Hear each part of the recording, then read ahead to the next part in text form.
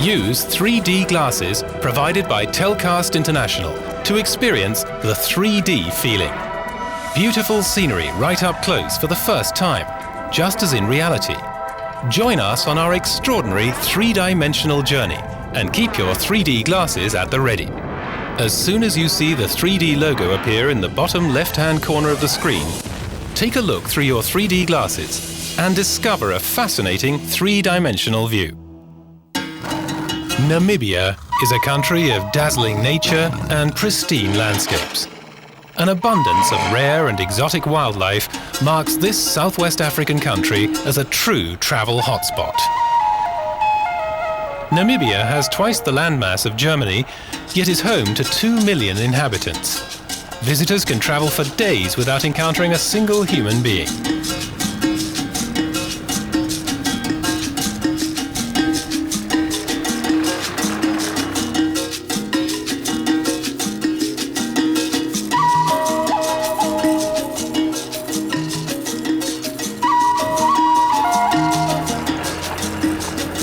Namibia's wildlife roams in the country's many national parks, which cover an impressive 12% of the country. Namibia takes pride in being the first African country to elevate animal protection to constitutional importance. In addition to the Big Five, buffalo, elephant, cheetah, lion and rhino, a wide variety of exotic species abound. That was not always the case. At the turn of the 20th century, hunters all but eradicated Namibia's livestock population.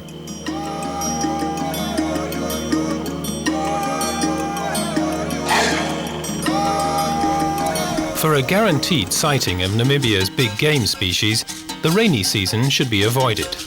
The season, lasting from November to February, is hot and humid, contributing to lethargic and sedentary behavior in the game. Water is plentiful, causing the game to take less frequent visits to waterholes.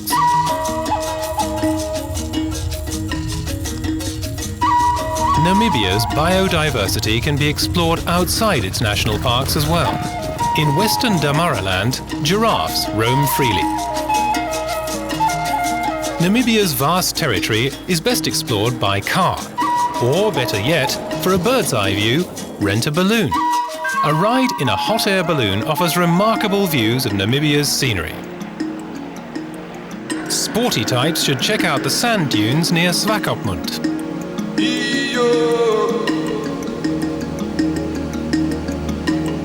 Swakopmund was the first town settled by Germans, and time in the colonial outpost seems to have stood still. 87% of Namibians are Christians. Wandering through the streets of Windhoek paints a multicolored picture, with 12 tribes forming a single nation. Among the most prominent are Ovambos, Hereros and Himbas.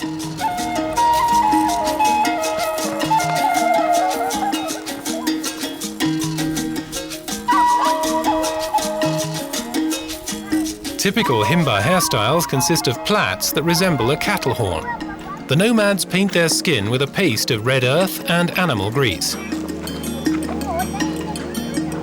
With 2 people per square kilometre, Namibia is a country with wide open spaces, inviting the visitor to drink in natural beauty and wildlife. Whether exploring on your own or as a guided tourist, Namibia is well worth the trip.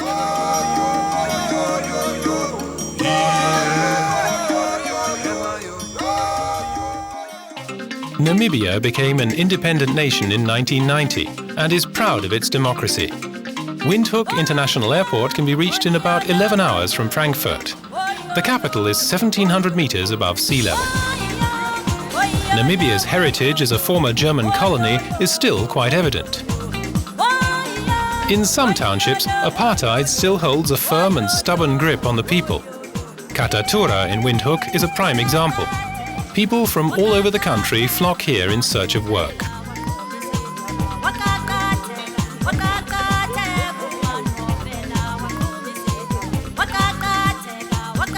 The San are the original inhabitants of the Kalahari Desert. The Bushmen have survived and harmoniously coexisted with their natural environment for some 20,000 years. Today, their reserves are too small to hunt, water is scarce, and alcoholism a widespread and serious threat. For many, tourism is their last chance. Their culture can be traced back to carvings in red rock near the northwestern region of Twijfelfontein. Scientists are in continuous debate over the exact dating of these carvings.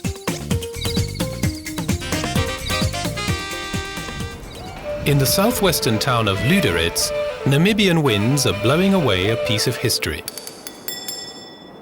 In April 1908, diamonds were discovered in Koolmanskuppen. The diamond rush saw 1 ton of diamonds mined by Germans in a 10-year period.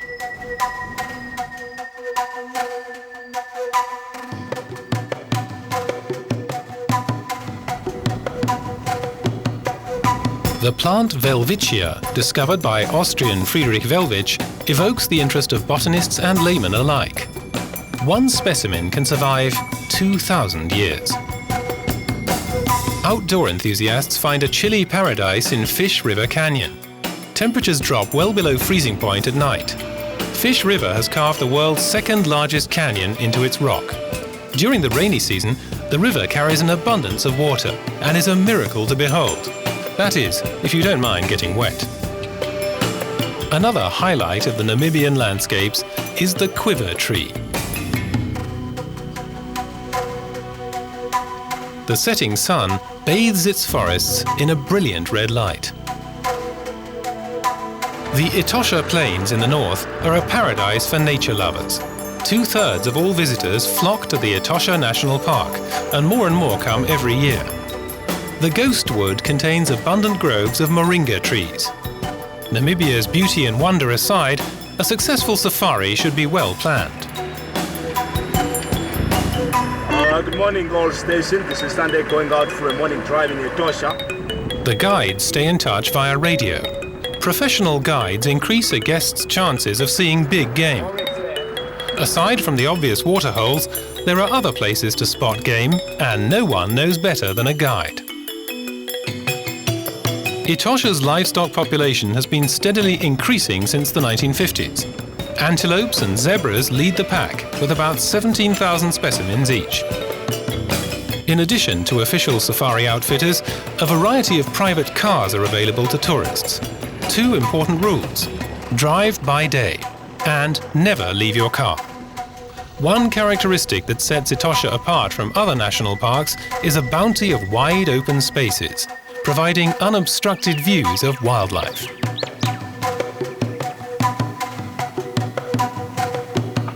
Other than natural waterholes, the park's administration has laid out numerous artificial water sources. Animals drink here during the dry season. In the past, tourists would go on safaris armed with serious guns. Thanks to the organization of national parks and professional guides, they're now armed with binoculars and cameras. At the end of the day, what counts most are the pictures. And no one leaves the plains without dozens of snapshots of fantastic prey and nature scenes. Namibia is also famous for the world's largest sand dunes. Dunes are created by blown sand. Granularity of the sand, coupled with wind direction and velocity, play a crucial role. A stone or bush might be all it takes for a dune to form. 83% of rainfall evaporates. The rest is absorbed by plants or fills up riverbeds.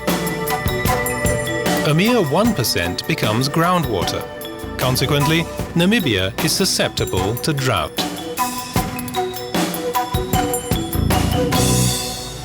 2 days should be budgeted for a relaxing balloon trip. Balloons are finicky and will lift off at near perfect weather conditions only. A 1-hour trip with champagne breakfast costs €250, allowing for the current exchange rate. 5,200 cubic meters of air must be heated for takeoff. Balloons cannot be steered. They depend completely upon wind currents. Strong winds and high temperatures require an apt and experienced ballooner. Only certain areas of the Namib-Naukluft Park are open to visitors. A balloon flight above dunes and lunar landscapes reveals the most remote, untouched spots. No 2 balloon trips are alike. The dunes are in constant geologic evolution, changing shape with the winds. They are among the world's most popular nature motifs and have been captured by famous photographers time and time again.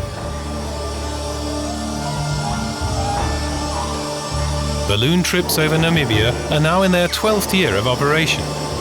All 20,000 passengers have landed safely and reported unforgettable flights.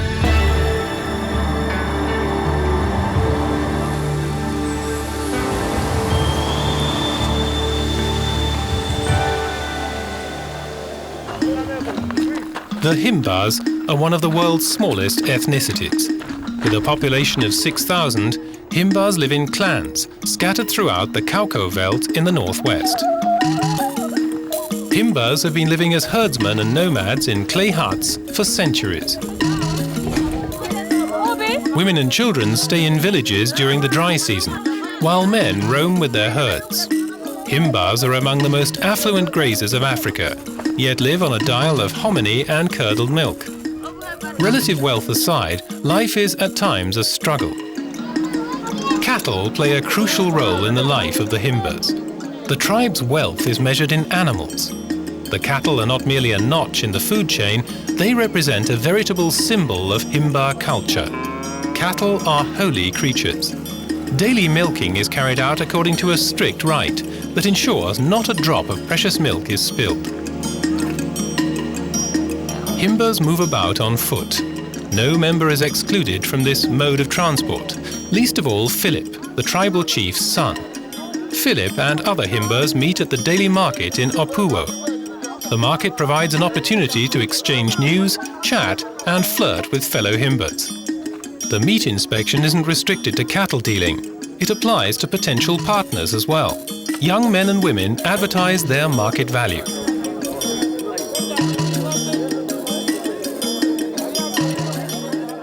That is Ombongora in Otiherero, and it stands for marriage actually. I'm now ready to be married. A person's marital status is revealed by collars and head adornments.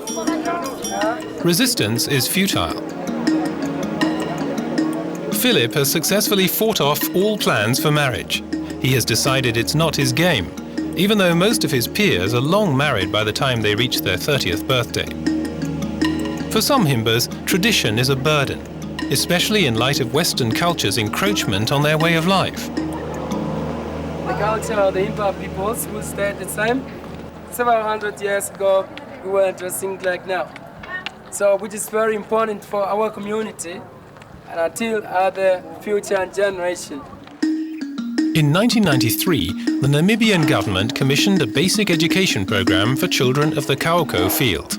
The program is financed through international contribution.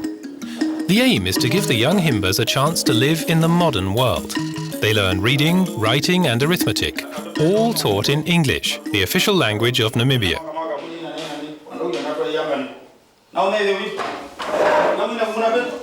Pupils can choose between the herdsman life of their ancestors and a professional career that allows them to earn money.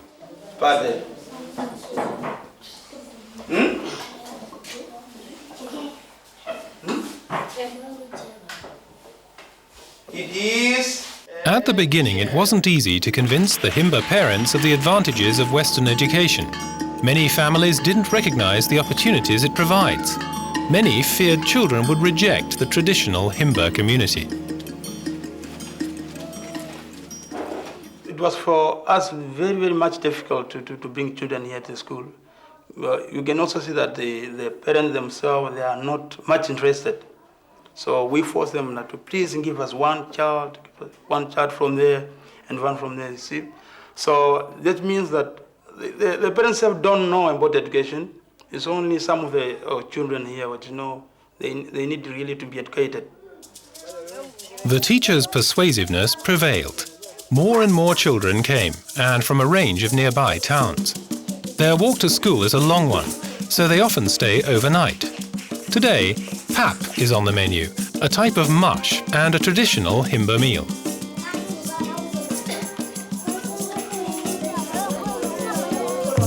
Meanwhile, a shopping trip to the local supermarket attracts some Himbas. Here they can find food their stomachs have never experienced. For such goods, they will need pocket money.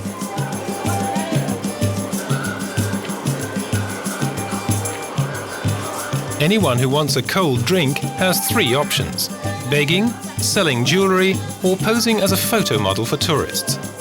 No matter how it's financed, at 35 degrees in the shade, a cold lemonade is always refreshing. Today is an important day for Philip. For months he has been organising a festival.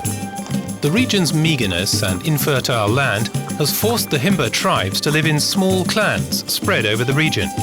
And so, Philip has collected money far and wide for the first Ova Himba dancing festival, reviving ancient tribal traditions. Himba customs have stood the test of time for centuries. A holy fire burns brightly in the centre of each community. Tribal elders tend the fire. Its name is Akuruwo, and for the Himba people it's the symbol for family. All gather there for warmth, food and social interaction. For every warm meal, Himbas must collect wood, not an easy task in the desert. It's a woman's job, as is the cooking. Despite living conditions rough by Western standards, the tribe is lively and tenacious. Himba women like to dance. After a few seconds of movement, they fall into a state of ecstasy and flaunt their fertility. From this ladies' choice dance, marriage is just a 2-step away.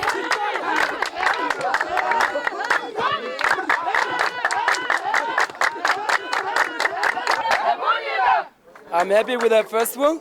People from all over the Kaoko field, they came together and we are dancing together.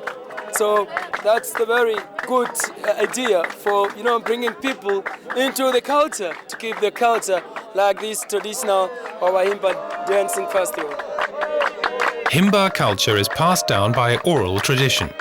Women bequeath ownership, whereas men keep alive spiritual knowledge. The social status of women is evident in their braids. Himba women don't wash, they rub their bodies and hair with a blend of goat's grease and red stones, giving a typical skin coloration of which they take great pride.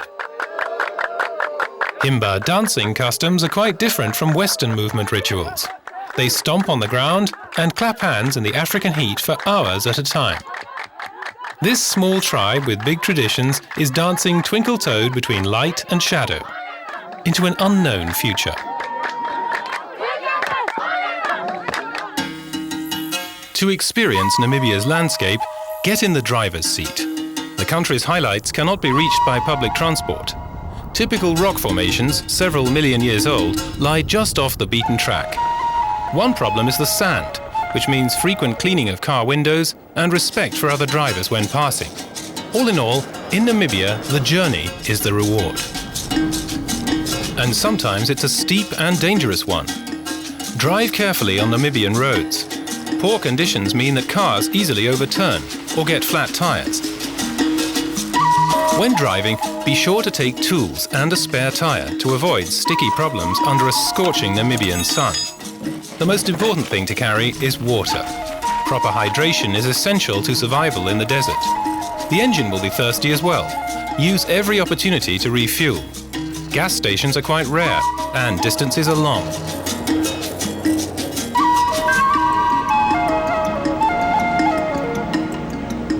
Very few can afford a horse-drawn carriage, let alone a car. When travelling through the country, you should consider that and take hitchhikers with you. Initial language barriers will break down easily, offering a welcome opportunity to chat with locals. Empty roads may entice one to step on the gas pedal, but don't exaggerate. Safety first, for humans and animals alike, which can often be spotted on the roadside.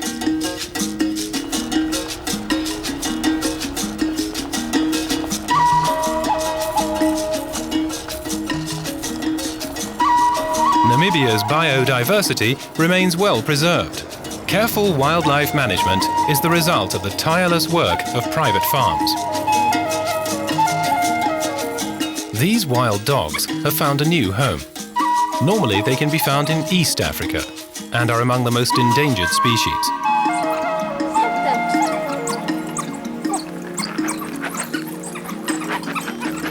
In Namibia, there are only a few hundred wild dogs alive today. The population is rising again thanks to the commitment of Marlies and her family. For almost 30 years, they have been giving injured animals food and shelter. Marlies grew up on the farm. She loves all animals, no matter the size of their ears. To tell the truth, nobody is all ears here, except, of course, the neighboring baboons. Each day, if we feed the wild dogs, all the baboons are coming against the fence and they all come and look. It's like a cinema. Baboons at Harnas have two big advantages. They eat just about everything and stay on the farm their entire lives, which means up to 30 years. The Van der Merwe family isn't very happy about that. Their aim is to release all animals and not run a baboon's guest house. Kiki is Marlies' darling. The young cheetah is already showing his claws at just 2 months old. Cheetahs are the only cats that can't retract their claws.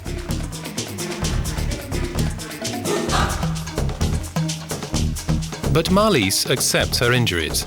A tiny scratch is nothing compared to the well-being of her orphans. Like most of the animals in Harnas, they were born in the wild.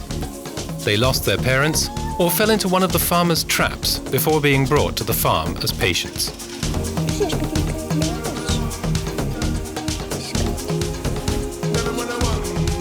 Cheetahs are known as fast hunters, running down their prey at up to 110 kilometers per hour. These speedy gourmets prefer the special home delivery service of the farm. Most cats of prey in Harnas get their milk from the fridge. As typical bottle-fed babies, the cats get used to humans. They no longer hear the call of freedom.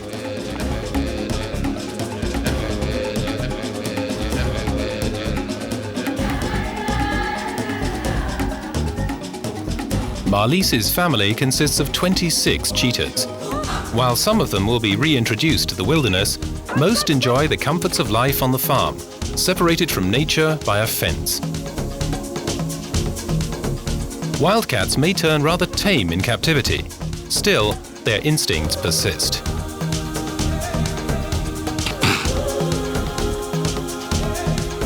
While most animals feed on cheap seal meat, cheetahs prefer horse. Meat comes at a cost. These hungry mouths consume some 16,000 kilos every year. A single cat eats up to 7 kilos a day.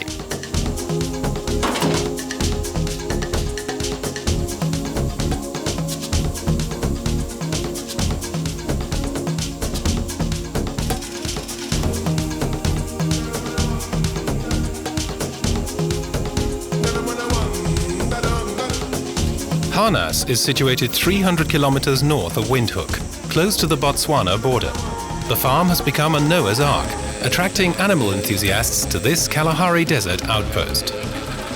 In 1997, Marlies' father founded the Harnas Wildlife Foundation. Donations from all over the world ensure the constant care of 25 different species. Meat costs are rising, and Harnas has an urgent need for further support. Tourists make contributions. In return, they can experience exotic animals up close. Security is an important concern. The area is protected by high-voltage fences. Unlike other private animal farms, no tourist has ever been attacked. And so, pastoral bliss remains pristine at Harnas Farm. 2 years ago, Harnas built a small hospital for simple operations and newcomers' first checkups. Queso the leopard takes a bath to protect against mite infection. Marlies has learned a lot from the vets. On the one hand, it's a cost cutter, and on the other, caring for animals has become second nature.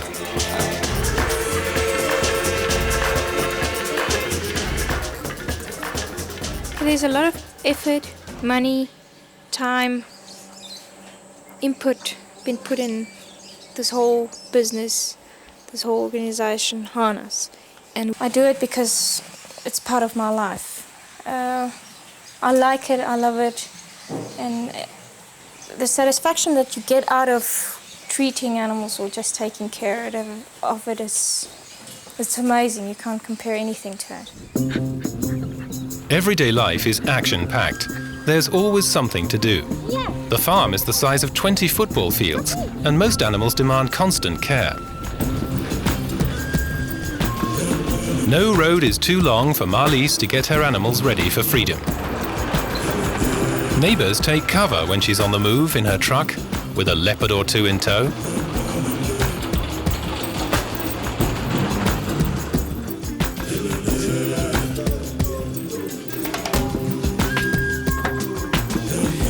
The shuttle service is popular with the wildcats.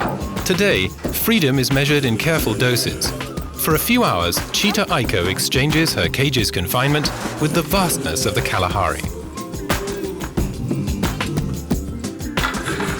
While cheetahs are efficient predators, they can be rather timid. Members of the same species are not tolerated on their stomping ground. They claim large living areas for a solitary life in the wild.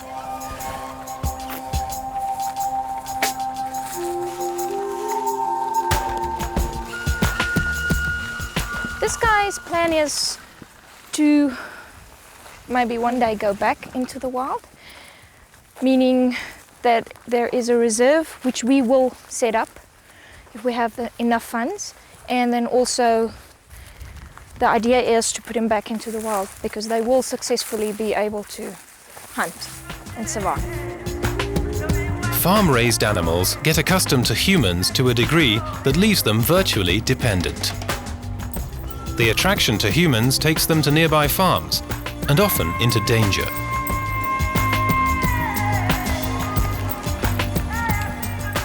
And then also the human imprinted, the hand-reared animals. They have the ability to hunt, but their biggest predator will be humans afterwards. Harnas has more to offer. The king of all animals. 26 lions roam the farm.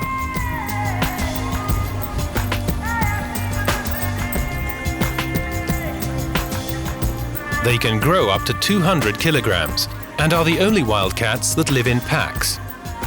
Having to feed all members of the pack, lions prey on large animals like zebras, gnus, and antelope. The hunt for lasting impressions is endless in the rich land of Namibia, and a visit is bound to be an unforgettable experience.